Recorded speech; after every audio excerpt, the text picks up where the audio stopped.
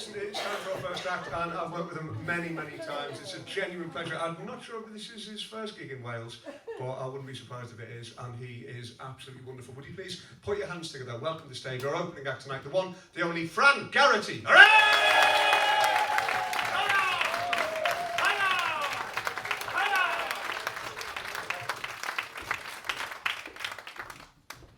Hello, you're right.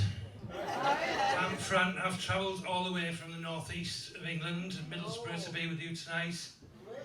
Set off on Tuesday. Just thought of that joke. I thought of it at the back. I thought, wouldn't it be funny if I came on and said, it's taken me ages to get here.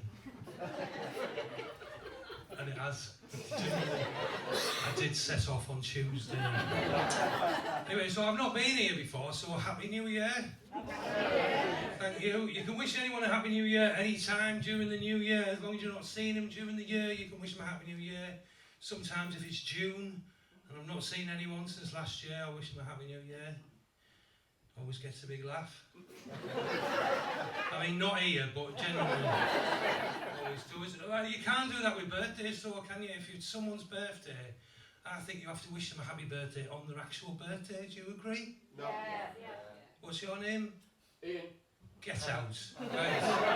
I can't be doing with belated birthdays. Like, I'll be on Facebook, right? It'll be my birthday. It's normally the same every year. And loads of people wish me happy birthday, which is nice, but you always get someone the next day, probably Ian, right?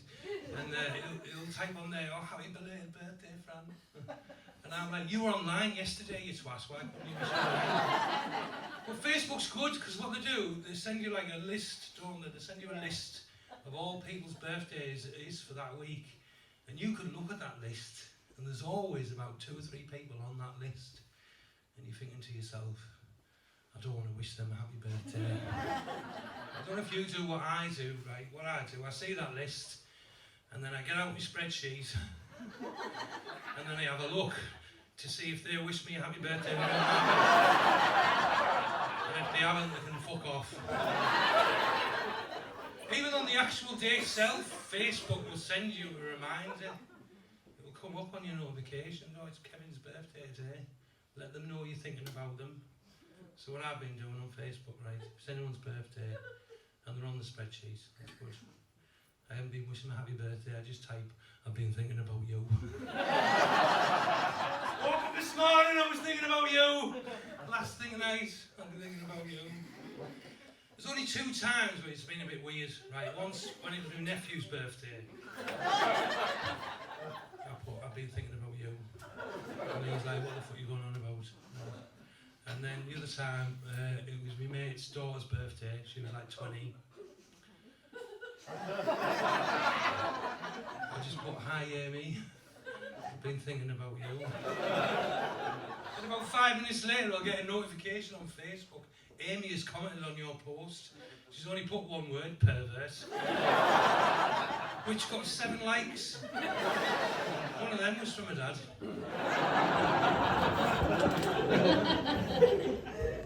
Tell you the drama, like the one about the river. Did anyone see the one about the river, Yorkshire River? It was good, that, wasn't it? Did you enjoy that?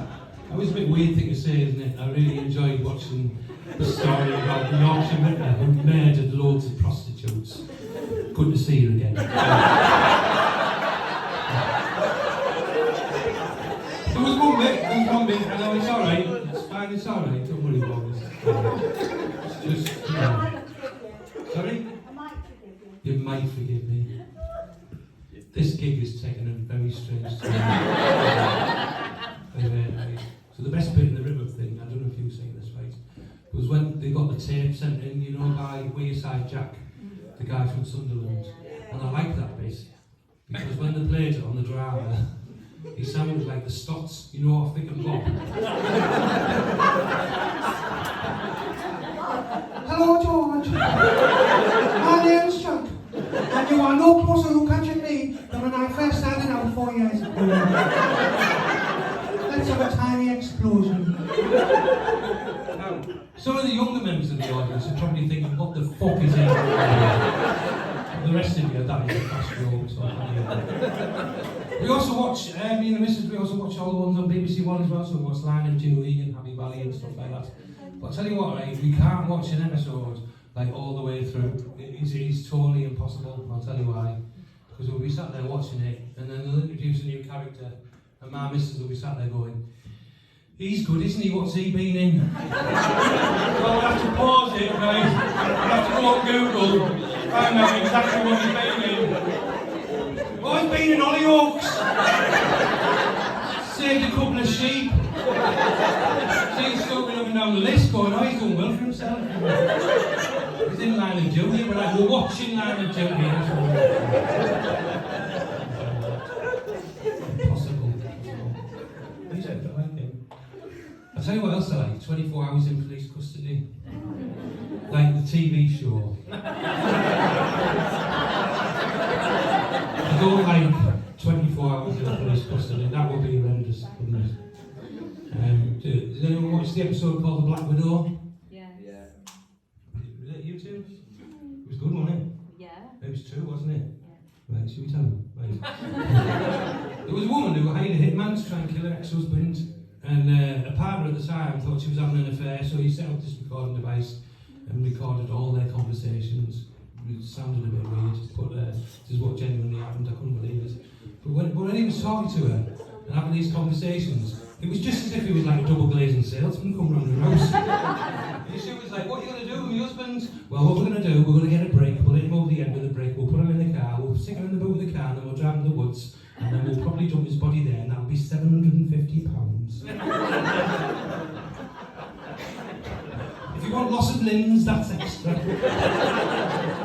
Believe it? It's unbelievable. I turned round and there's the wife with a notepad and a pen. "He's good, what's he been in?" "Recognise him?" Friends with him on Facebook.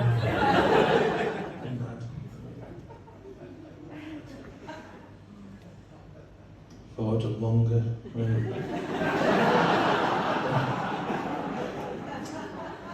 Thanks. Might do 2 more jokes. You want 2 more jokes? That's one of them, right. We're doing this like regeneration project in Middlesbrough. What they're doing, they're knocking down all the old council houses from like the 1940s. And I always remember a couple of months ago they started knocking down the houses on this one particular street.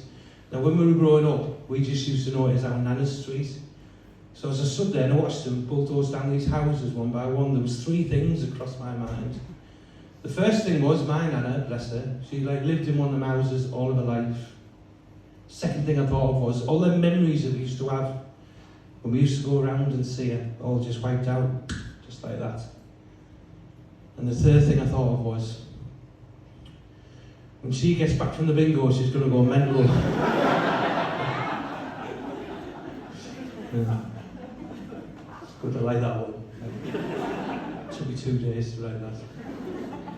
It was quite funny as well, because when she came back, I was like, "How'd you get on the bingo, Nana?" She was like, "I've got a full house." I went, "Well, you haven't now." So I used to have a proper job. I know someone from Middlesbrough's got a proper job. I used to work in an office. Anyone here worked in an office before? Yeah. I used to be a benefit fraud investigator. That's not a joke, that was my job. I did it for about 10 years, and what I come to realise was, even if they try and make me redundant, I know exactly how to fleece the government. They were a win-win. It's quite unusual as well, like when I first started doing comedy, because I was still investigating people for benefit fraud. It was probably weird, right? A lot of people used to think it was ironic that I used to investigate people during the day and then come and do comedy at night. It wasn't the most ironic thing, but it was that I used to investigate people during the day, and then sometimes at night, I'd work cash in hand.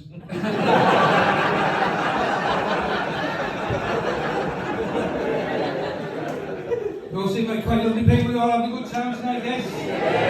So, do we have any benefit cheats in tonight? Yeah, statistically, there's 4 of you.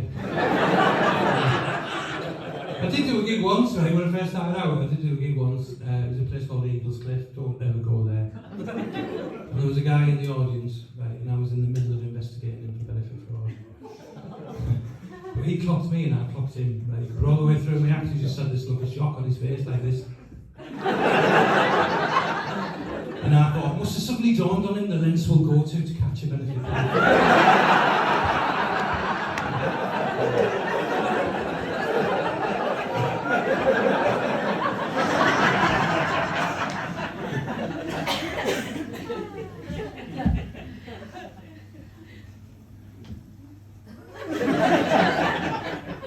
Been nice, hasn't it? For me, yeah. Did you enjoy that?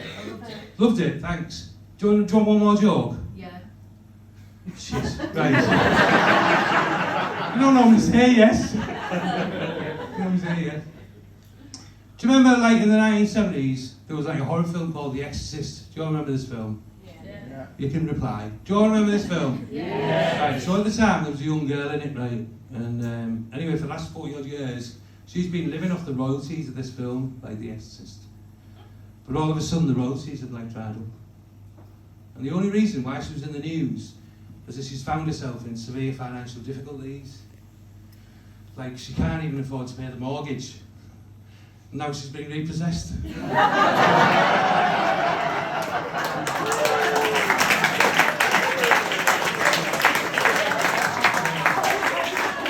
No, right, but thing is, right, you'll all be telling it tomorrow, won't you? So, oh, you've been wonderful. If I don't see you again, have a nice New Year. Enjoy the rest of your night. Thank you very much.